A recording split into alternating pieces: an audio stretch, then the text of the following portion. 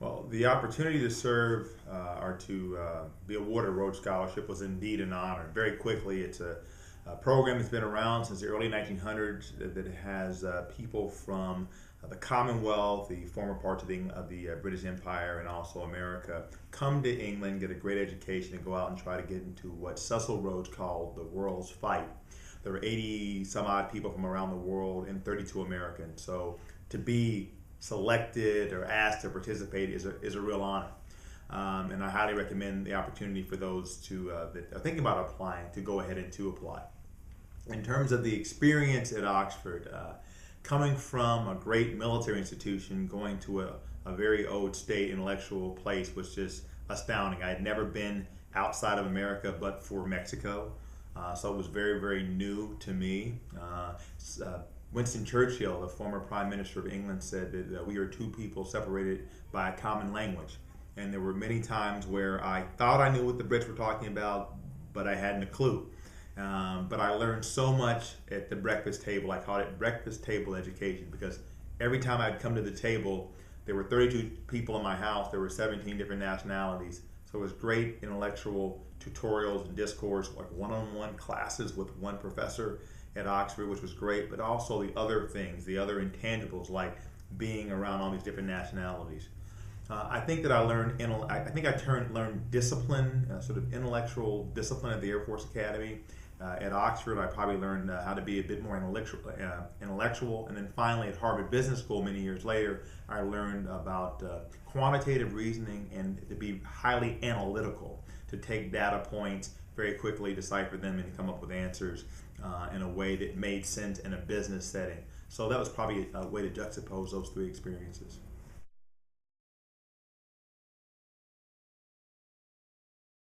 Yeah, I could tell you many other things about my military career, but of course I won't do that.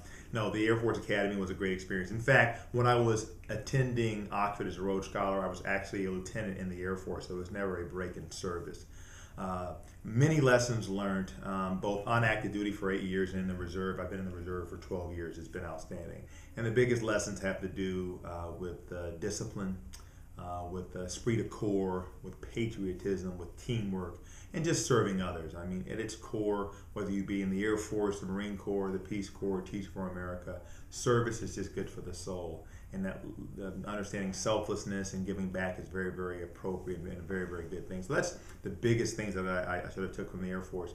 Being called up to go and serve my country in Afghanistan was a very pivotal moment, and I had this conversation with one of our faculty members in our philosophy department here at Hampden-Sydney College, as well as his class, just very recently about, serving your family and serving your country and figuring out how does the pecking order way.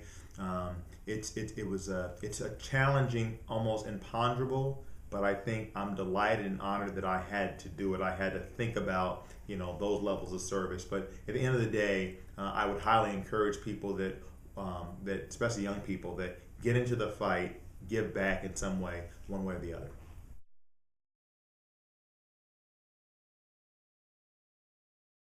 Well, the Impact on Lives Foundation, or the IYL Foundation, uh, identifies previously disadvantaged South African students of color, and it transforms them into globally minded citizens.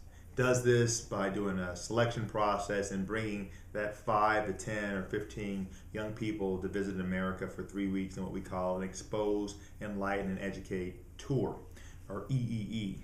And the neat thing about it is all about getting exceptional young people an opportunity to see something they've never seen before, to sort of broaden their horizons. The origins of the program go back to my experience as a Henry Crown Fellow with the Aspen Institute for young leaders across the United States, looking at reading great books about civilization and society, but also doing a service project. And I decided to do an essay competition in my wife's old high school near Johannesburg to do this process where we'd have these kids come visit the States, which grew from being an essay competition to being a 501c3, which led to becoming the Impact on Lives Foundation. So it was a great privilege to go back into her community, help people that look like her have opportunities they wouldn't have had otherwise. And since that time, it's been a very, very successful program. 35 kids have participated in the last 8-9 years, and we've given out about $30,000 in scholarship money.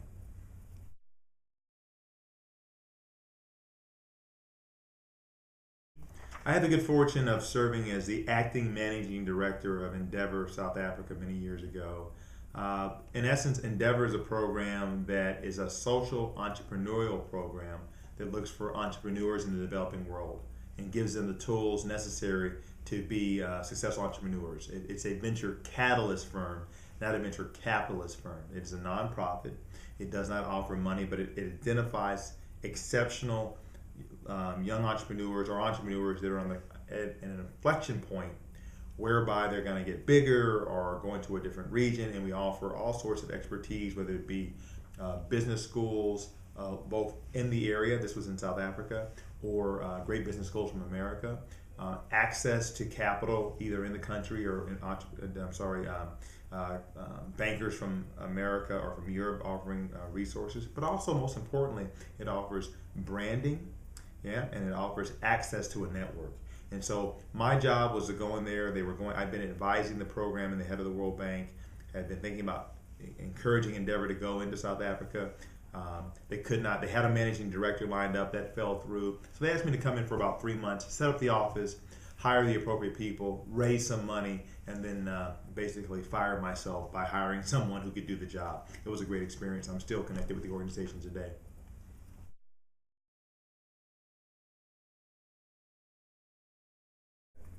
Well, Moneymakers inside the new world of business and finance is basically an opportunity to get young people who are interested in these sort of careers, investment banking, venture capital, entrepreneurship, Fortune 500 companies, private equity, hedge funds, and they're bright people, they're energetic people, and they think they want to go in those spaces, but they haven't really a clue how to do it. So it's not a career book per se, it's a book that sort of helps unpack and helps provide sort of simple but not simplistic sort of templates to understand how those industries work, but also to let people understand what they need to do to be successful in those spaces. I mean, so many times somebody's majoring in political science or they're majoring in art history, but they think they want to go to Wall Street and they could be successful, but they really don't know how to decode it. They need kind of a Rosetta Stone. And with all due modesty, we're not the Rosetta Stone, but we're trying.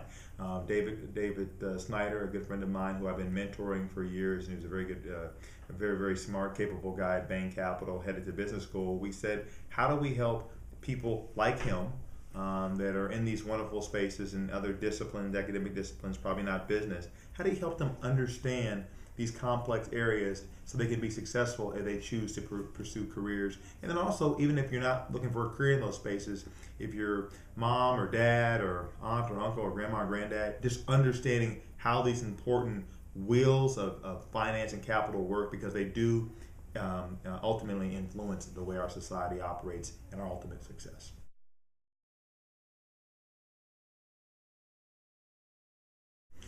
It's wonderful being the 24th president of Hampden-Sydney College. We have been at this for a while. We are the 10th oldest college in America. We've been around about 235 years. We boast James Madison and Patrick Henry amongst our original board of trustees, although we've asked them both to leave because they don't give any money anymore. But in all due sincerity, in all sincerity, it's a wonderful place with lots of history and tradition. We know how to put on a blue blazer. We know how to tie a bow tie. But most importantly, we know how to educate good men and good citizens, all in an atmosphere of sound learning. Being one of the youngest presidents in America, the youngest president of a four-year institution in Virginia, is indeed an honor, because I get a chance to be in the human potential business, helping young people make sense of the world and understand their place in the world and how they can go out and make the world a better place. The alumni, the staff, the faculty are absolutely terrific. You're always most welcome to come see us. The website is www.hsc.edu, and we're making the world better one Hampden-Sydney man at a time.